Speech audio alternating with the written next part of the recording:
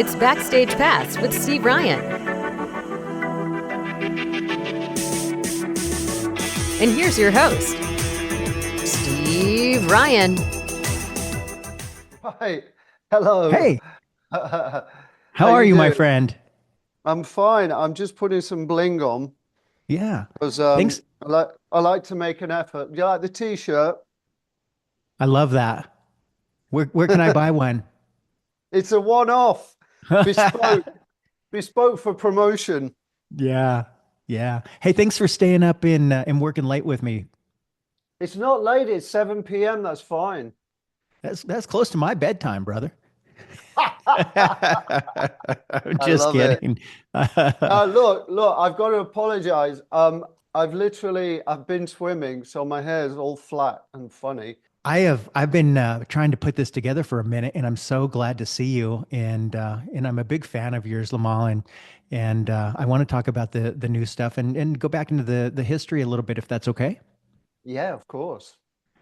The a, a horse with no name, your new single, Hmm.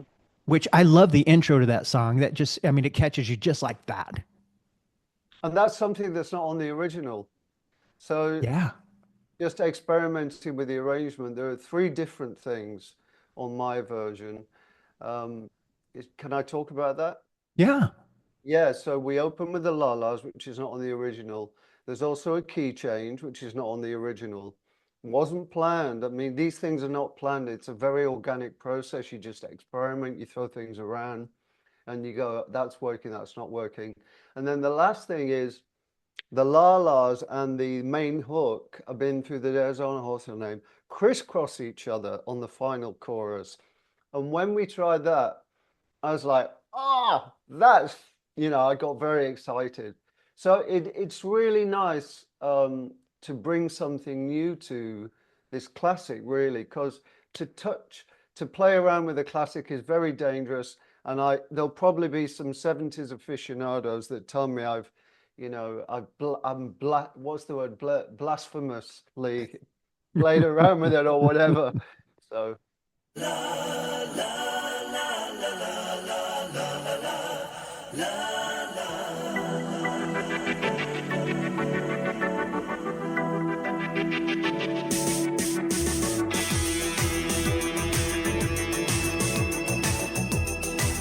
Why did you pick that song? I love the song. Um, I've loved it for a long time. It's on my evening playlist. Hmm. Somebody asked me the other day, "What are you buying new music?" I said, "Well, I subscribe to one of the DSPs. I think that means I'm buying new music every month because it's a subscription." Right. So I like all of it. I have various playlists, and A Horse with No Name is on my evening playlist, so it's kind of chilled, a bit chilled. Hmm. Hmm. You don't want to play that when you're at the gym, for example. I Right. have a workout playlist for that. Or disco. I have a disco playlist, and I do like that. That's really fun. But that's simply the reason. I think it's a very unique song. But one other important thing, Steve, is that every every writer, every songwriter, every author, every script writer will have pieces of work that they start and never finish, stuff that gets shelved, and you either get bored with it or you get writer's block or whatever it is. What happened when I started working on Horse, I found this really cool Jupiter 8 sort of jagged sequencer that's got this envelope on it, a bit like a wah-wah guitar. And I threw some echoes on it and stuff, and I was like, oh, this is so nice. And that kind of encouraged me to sort of stick with it.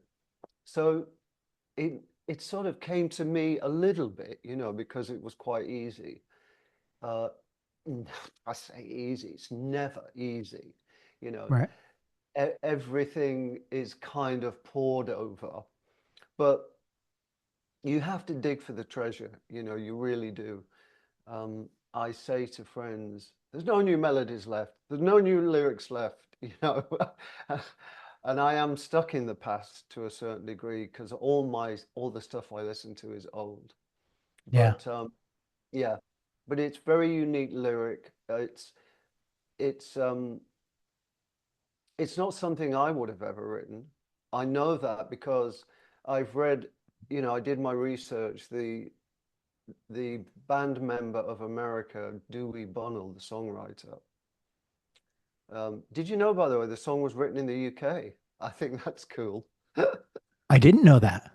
Yeah, it was written in the county of Dorset in a really funny named town called Puddleston. Hmm. Sounds like something out of Harry Potter, right? Yeah. Puddlestown or Puddleston in Dorset. And they did 2 demos. And then this was the 3rd recording. That's exactly how Too Shy with Kajagoogoo came about, but we can talk about that later. 3 recordings. The 3rd one was the single. But his father, Dewey Bunnell's father, was based in he was, what's the word? Based in an Air Force base near deserts. And he spent quite a bit of time driving through, I think it was the Arizona desert and one other. And that kind of influenced him. Obviously, I'm from a small town near Manchester. There's no deserts, you know. Yeah. Yeah, I think as a creator myself, I realized I'm never going to be able to write a song like this. I would have never written a song like this.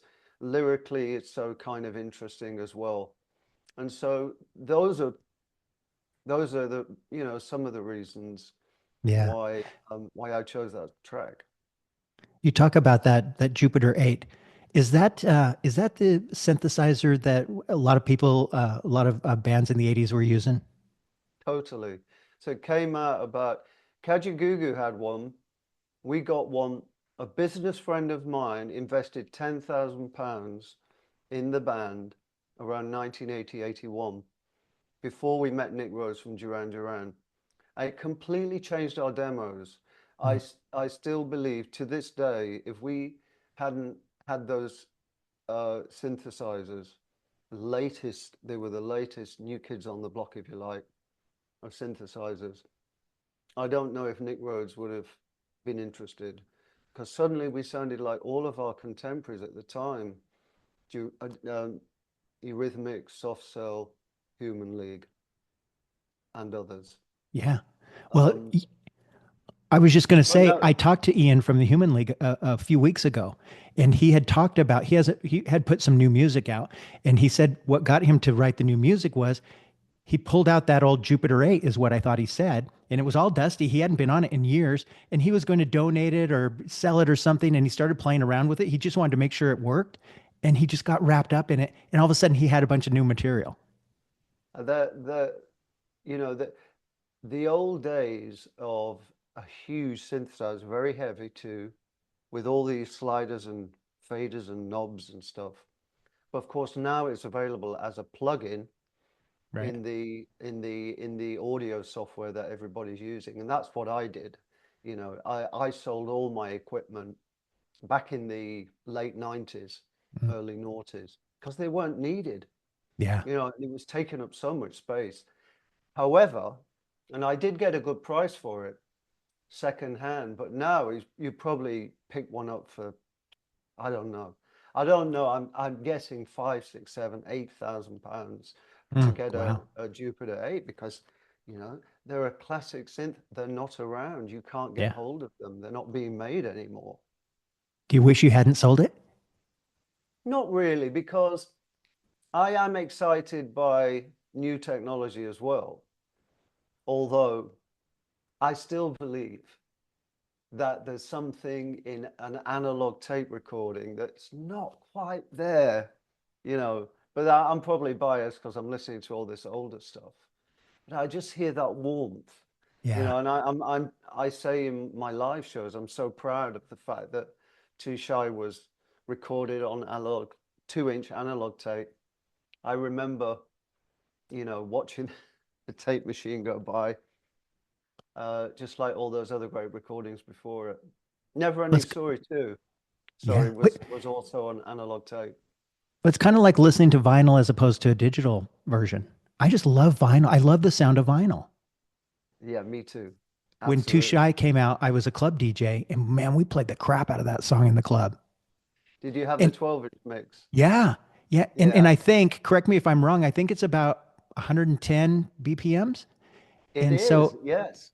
yeah, and so it always started the set. Once we were starting a new set and we build Yeah. up, right? And then we do a slow song and then we start all over. And Too Shy was always one of the first songs we played in the new set. I loved it. Yes. Um, wow. I could say so much about that song. So proud of it, you know. Yeah. And yeah, I mean, I remember I was the kid fascinated with a jukebox in the local Yeah. cafe diner, Yeah. and the way that arm used to come over, go do, do, do, do, like a Yeah. robot, Yeah. pick up, and then the needle would rest.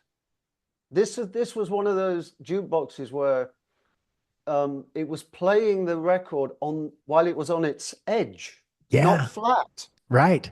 The technology of that was just phenomenal. And then, of course, you heard that crackle and this sort of hum, and then this beautiful sound coming out from these big speakers. Yeah. Yeah, and then I had a massive stereo in my first couple of cars, which might explain my mild tinnitus.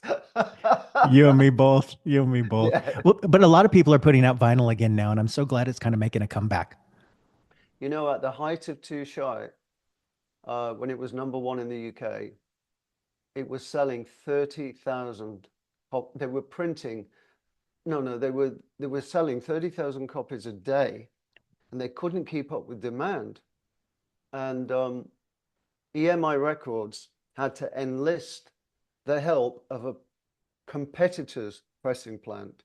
So that might have been like Sony CBS or Phonogram BMG. Uh, so popular was the track, you know. Yeah. Yeah. I know you've told this story 1,000 times, but there may be people who watch this who don't know. And you mentioned Nick Rhodes, and tell me about how Nick and you and in the band, he kind of discovered, for lack of a better word, and helped give you that push. Can you tell just a quick version of that?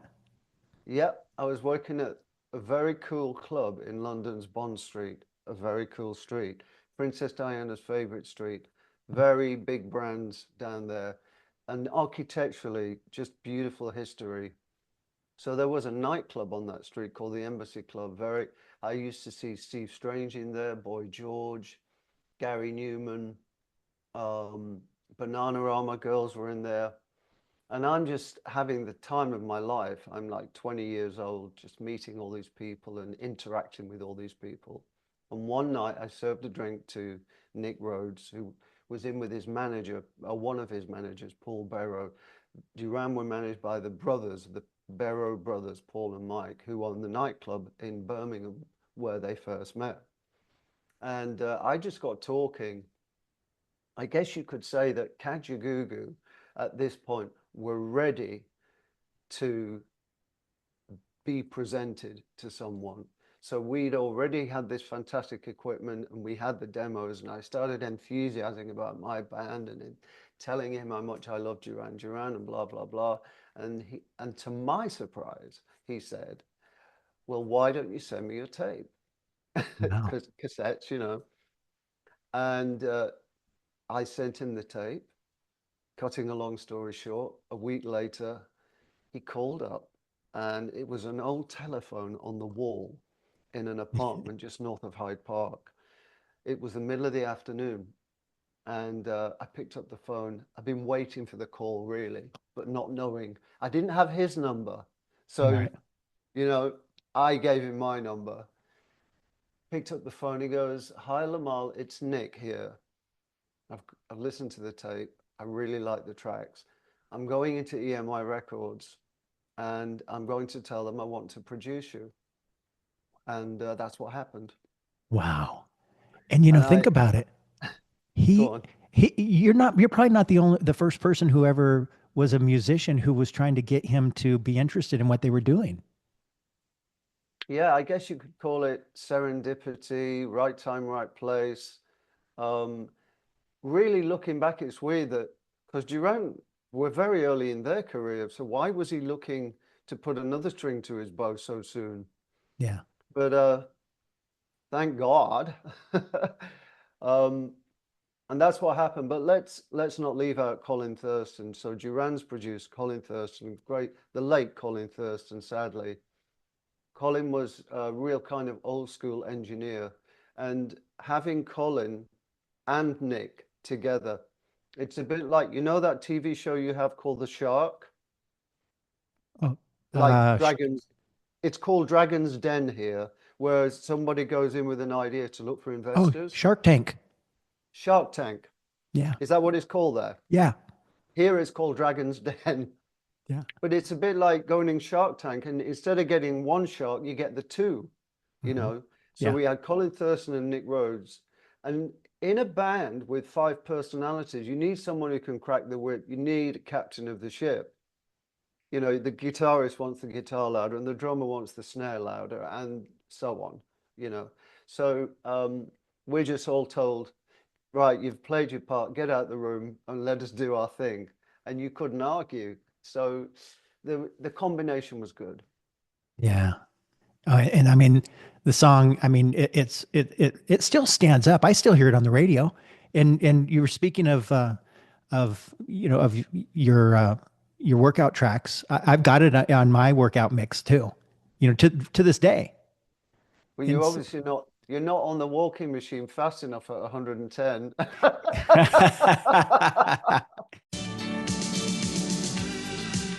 Hey girl, move a little closer. You're too shy, shy, hush, hush, I do I. Too shy, shy, hush, hush, I do I. Too shy, shy, hush, hush, I do I. Too shy, shy, hush, hush. It's a progression. Well, it's Oh, a it's the progression. warm up. It's the warm up. I love it. Wow. Called me on that one. I The was I was in a pharmacy. I put it on my socials a few days ago. I was in a local pharmacy, and it was about 10 minutes before they closed. And I was just walking out, and I thought, that's really, is that Too Shy? They were playing Too Shy. Got my phone out and filmed it. It was so funny. I'm dancing to my own song in a local yeah. pharmacy. Yeah. That's awesome. And you know Um, what? It still thrilled me. It still thrilled me. You know, I performed the song for 40 years, as you can right. imagine, all over the world, #1 record everywhere. And so I never listened to it because you know, it's work to me. It's like what we say in the UK, a busman's holiday. Um, but if I hear it on the radio, or somebody else hears, you know, family member or friend, they always text me. Yeah. Can I just tell you one more story? It's very Of funny. course. Yeah. When the internet was new, I had a musician friend who met a girl online. He's in London and she's in Miami, and he was, you know, he was desperate to find Mrs. Right. So anyway, they agreed to meet. He flew to Miami to meet this Wow. girl, and he said, he messaged me. He said he got off the plane, took a taxi to the hotel, finally got in the hotel room, switched on the TV to relax. MTV was on, and who was playing Too Shy?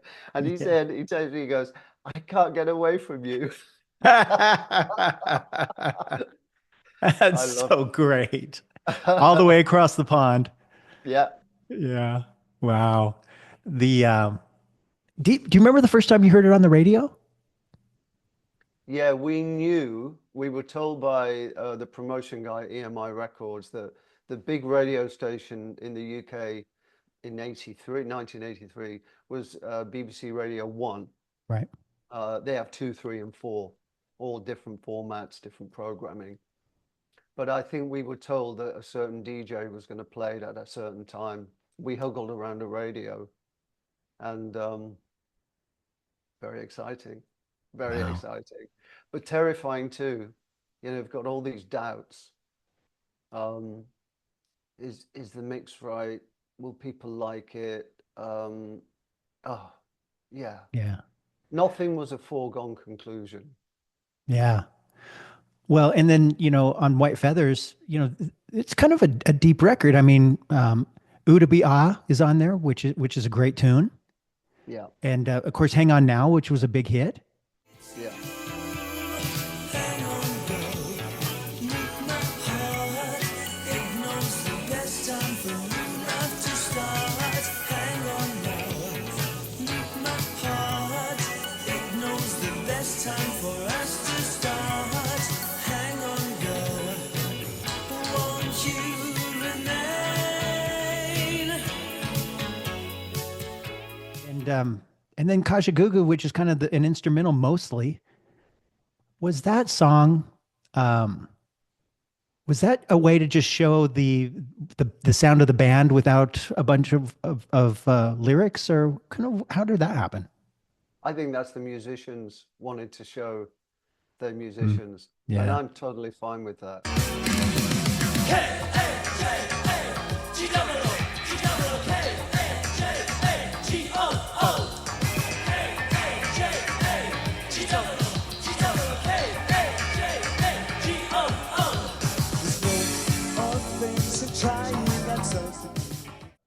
When I met the band, I had put an ad in the kind of musician's Bible at the time, a magazine, newspaper type uh, weekly called Melody Maker, no longer in existence, but the classified advert section at the back was so important.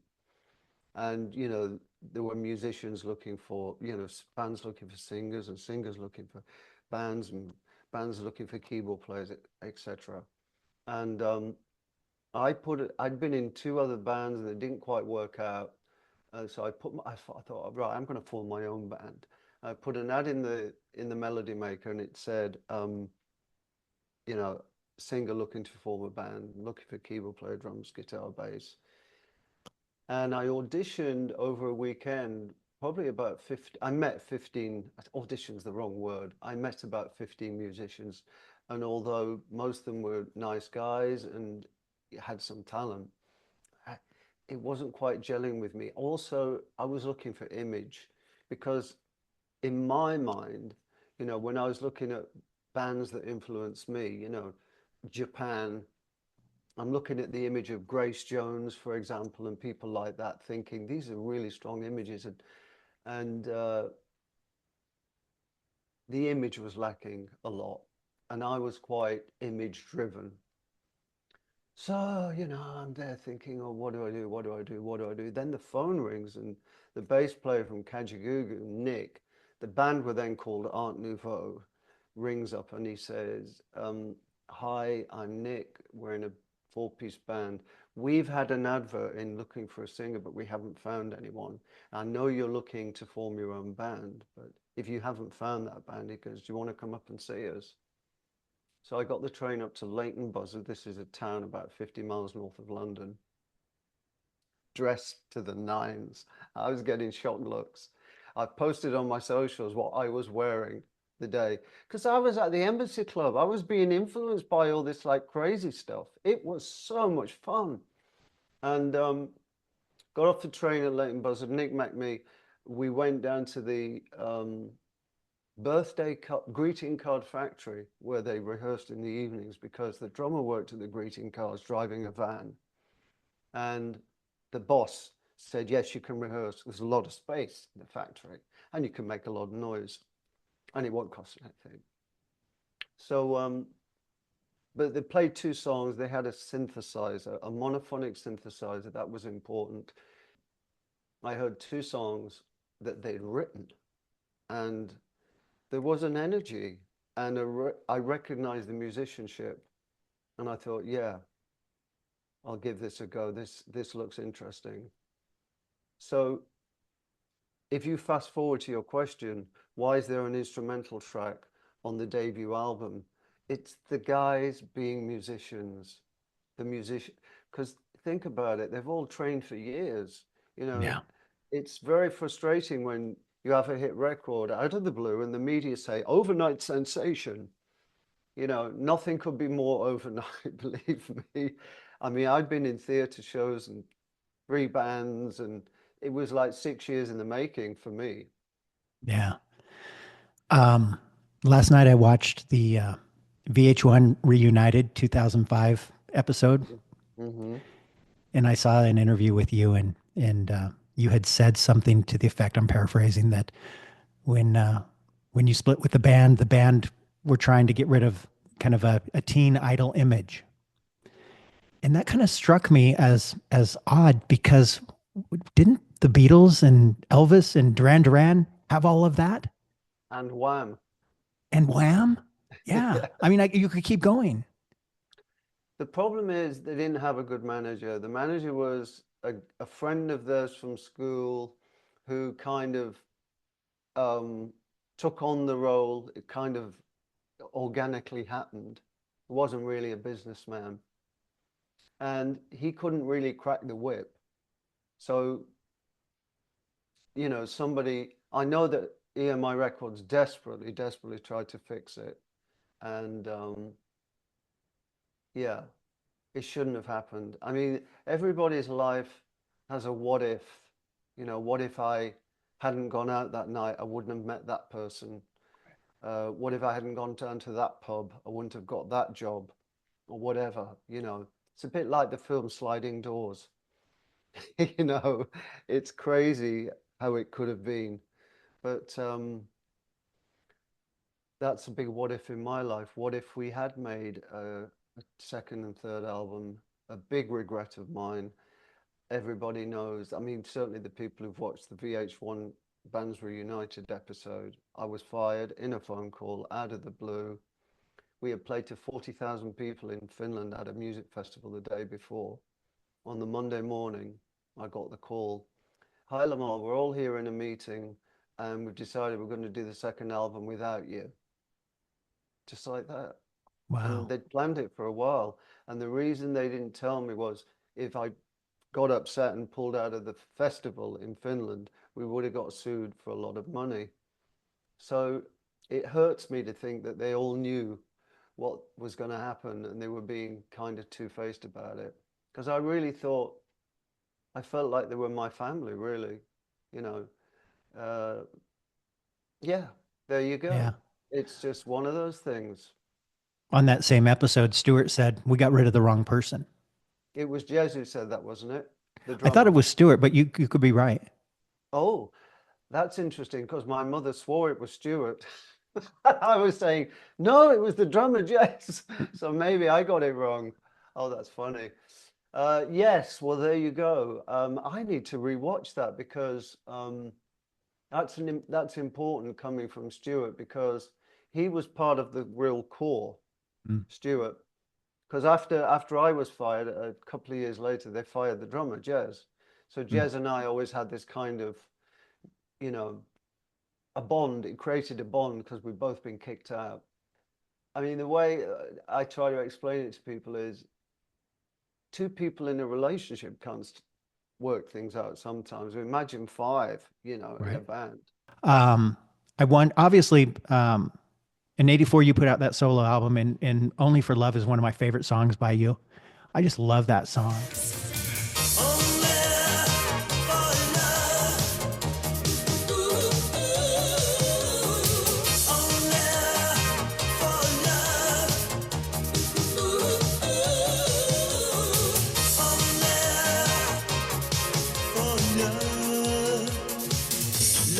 Funny you should mention it. I've been thinking about re-recording it. I'd like to try it with a completely different treatment, but I'm nervous, I don't want people to say, oh, he's run out of ideas, so he's rehashing the old stuff. Yeah. It's just that it's so of the time, electronically, musically, and yet I think underneath there's a potentially there's a very different song, Yeah. but I was influenced by what was going on at the time. The bass synth. Yeah. Yeah. Yeah, I'd like to do something a bit more. I'm not even sure. I'm not going to say it because I'm not sure. I'd need to. I need to sit down and think about it. I haven't thought about it. It's just a real crazy idea. Yeah. That single sold 500,000 copies across Europe. It was number 8 in Germany at Christmas, number 1 in Norway, number 17 or 16 in the UK, and Austria, Switzerland, other places. So it's nice when people talk about Only for Love. It's a fun song. Hey, what was it like working with Giorgio Moroder? Very cool. To get a call to work with Giorgio Moroder, I say it'd be a bit like an actor now getting a call from Spielberg. You know, you just go, I'm there. Giorgio was a hero of mine. I mean, I grew up on all those brilliant Donna Summer records, including, of course, the iconic I Feel Love. And I wasn't nervous. I'd probably be nervous now in my older years. But I was 23, a #1 record all over the world. I was so confident and happy and positive. And the night before I flew to Munich to try, I was being asked to try my voice on the track. So I didn't get the gig immediately. It wasn't a done deal. The night before I was due to fly, I was up all night partying. I got about 4 hours sleep. I was drinking and smoking and whatever else. And I almost missed the flight. I got to Munich and the voice was not working. The voice was not working. We tried the song. It's quite high. Look at what you see. It's up there somewhere. And my voice was going, leave me alone. I'm tired. So Giorgio was very cool, through the double glass, soundproof glass thing, the talkback, he pressed the talkback button into my earphones and he goes, hey, Lim, don't worry. We have some wine, a little food, we chill out. And we try again later. It's very, very cool. But I wonder when he let go of the talkback button, did he turn to the engineer and say, WTF have we hired? Yeah. Wow, that's so awesome. A dream, and what you see will be. Rhymes that keep their secrets will unfold behind the clouds. And there upon the rainbow is the answer to a never-ending story.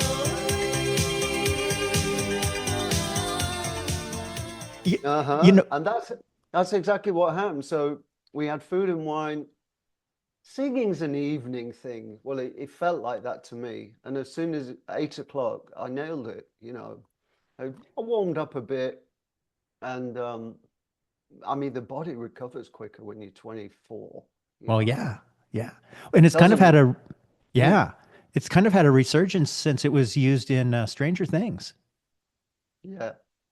Wow. How lucky is that? Yeah. In life, sometimes you need a little luck. And after that broadcast, so the digital streams of the song were averaging about 300,000 a month. Yeah, And I read that.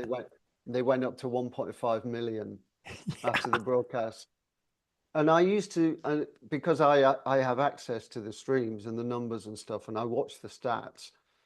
And as the show was broadcast in various countries, Mexico or Asia, suddenly we would see the stream shoot up in that area. So, no, it's been an absolute blessing. Yeah. I don't want to leave you without talking about a song you put out more recently called Still in Love, which I think that is just a great song, Limahl. Oh, I love that song too. I'm so proud of that song. My life is in free fall. Still in love with you.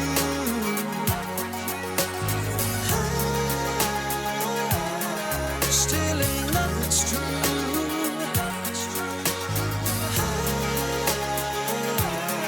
Still in love, a fool. You've broken my heart, tore me apart. I just can't get over you.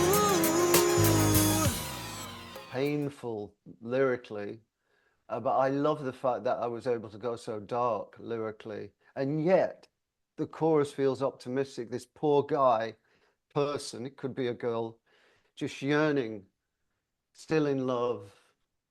Can it work out? Yeah. Um, I still hope. I still hope that one day it will have a chance to shine. It wouldn't, it has happened before. I've not given up hope on that or my Christmas track that I also released in the pandemic year, One Wish for Christmas. I'll just give that a quick plug there. Um, we'll see. Yeah. What will Or- happen with A Horse with No Name? I have no idea. I'm hoping, because you know, the landscape, music landscape is so different now. In the UK, I don't know about America, nobody really follows the charts anymore. We Mm-mm. don't have that massive TV show, Top of the Pops, that used to really impact, you Right. know, what happened in the charts with audiences of 15 to 20 million every Thursday night. Do you think you'll do a full album that includes Horse with No Name, or do you have a plan? The next step? I would like to. I need a good incentive. Mm. You know, I'm a self-releasing artist. I'm not signed, and everything takes time and money. Right. And I'm not young anymore. I'm 66. I love recording and I love being creative. But to take on an album right now, you know, it's a big project of time and everything else. So, you know, if something happens with Horse, maybe that will be an incentive, or Yep. one of the other songs, you know, that we talked about, Still in Love or One Wish for Christmas. So it's just a big fingers crossed, really. Yeah. Where But do the you? desire is there, Yeah, you know, I for love my that. part. That Yeah. would be so great. What? And Where do you the want? voice is still working. Sorry, I keep For sure. interrupting. For It's so sure. hard on Zoom, isn't it? There's always that slight delay. But you know, my voice is still good. Fingers crossed. Yeah. Where do you want people to go so they can follow you and keep up with what's happening? Yeah, if you just Google Limahl for whatever platform you want to go to, Instagram, Facebook, X, or TikTok. I only joined TikTok at the beginning of this year, so I have a measly 3,000 followers. But it's growing quickly, and who knows? But yeah, Yeah, go there. I used to say the website, but I don't do a lot on the websites now. Everybody's on social media, including that's right. myself. Yeah, that's right. Man, I've loved talking to you. This time went so fast there, and I didn't even get to everything on my notes. I hope maybe we can do this again sometime. Absolutely. Maybe the next single. For sure. Or Yeah. maybe when it's coming out at you over the TV or in a film that's doing well. Fingers crossed. Yes, yes, Yeah. absolutely. Yeah. Thank you so much for giving me some time, Lamont. Yeah, I've enjoyed it. You caught me at a good time because when I've been swimming, I was swimming this afternoon, you know, it wakes everything up. So my brain's quite awake. It's good time of the day to talk. I'm glad it worked out okay. I really enjoyed this conversation. Now that I've zoomed in on my face, you can see all my wrinkles. You don't have any. I'm jealous. I think you're younger than me. I'm younger than, Not by much, brother. really. You're Yeah. doing something right. Yeah. I'm not doing all the bad habits I did when I was younger. I think that helps. Oh, yeah, well, you've got to get the t-shirt, haven't you? And then you wake up and go. I remember I was around 40 and I just thought, you know what? It's time to give up smoking. Yeah. I'm gonna see if I can. There we go. Yeah.